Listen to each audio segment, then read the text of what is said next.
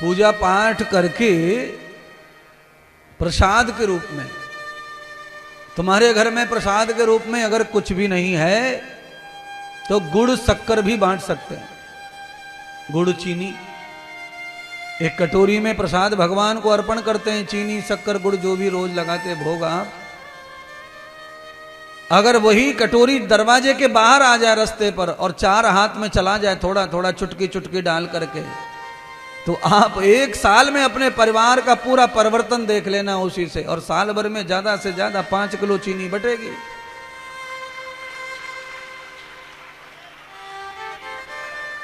करके देखो।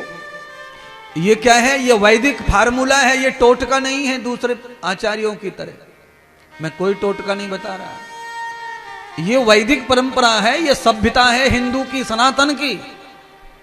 अगर हम अपनी सभ्यता का पालन पूरा करते हैं तो उसका मतलब ही है कि हम सुखी साम्राज्य में, राम के राज्य में निवास करेंगे।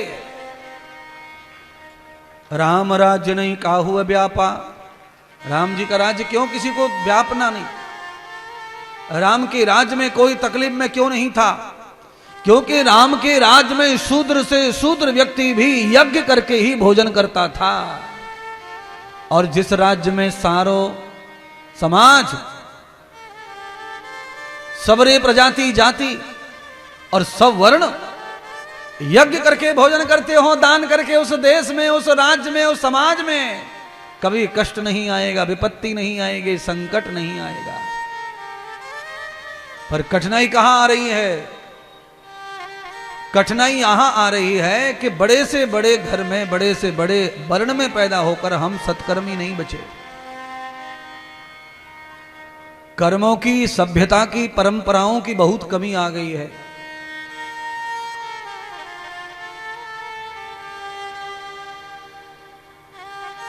कितना छोटा सा काम है,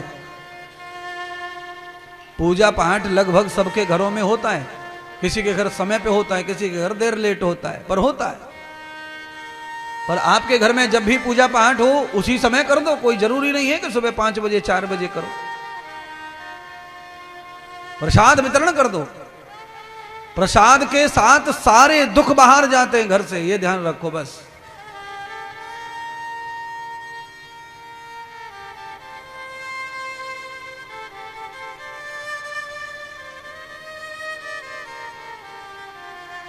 सुनहार की दुकान की राख पहले खरीदी जाती थी।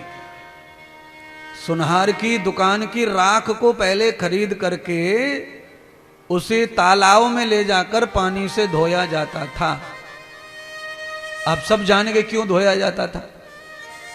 क्योंकि उसमें कुछ कण सोने के, चांदी के रहते थे और उससे ही लोगों को लाभ हो जाता था। वैसे राख क्या है? कूड़ा है। राख का कोई क्या करेगा? आपके घर में जो कूड़ा करकट है उसको इकट्ठा झाड़ू फाड़ू मार करके आप क्या करते हैं गांव खेड़ों में? है गांव में क्या करते हैं? उसे गांव के बाहर ढेर लगा देते हैं और साल 1.5 साल में जब वो कूड़ा सड़ जाता है तो उसे उठाकर खेत में पटक देते हैं, खाद बना देते हैं।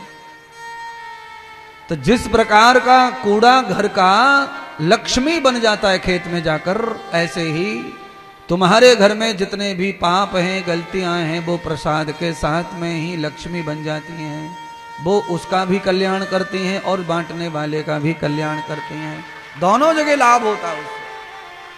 खाने वाले को भगवान का पुण्य प्राप्त होता है प्रसाद की वजह से, उसके खाने से पाप धुल जाते हैं और तुम्हारे बांटने से धुल जाते हैं। दोनों पार्टी सफल।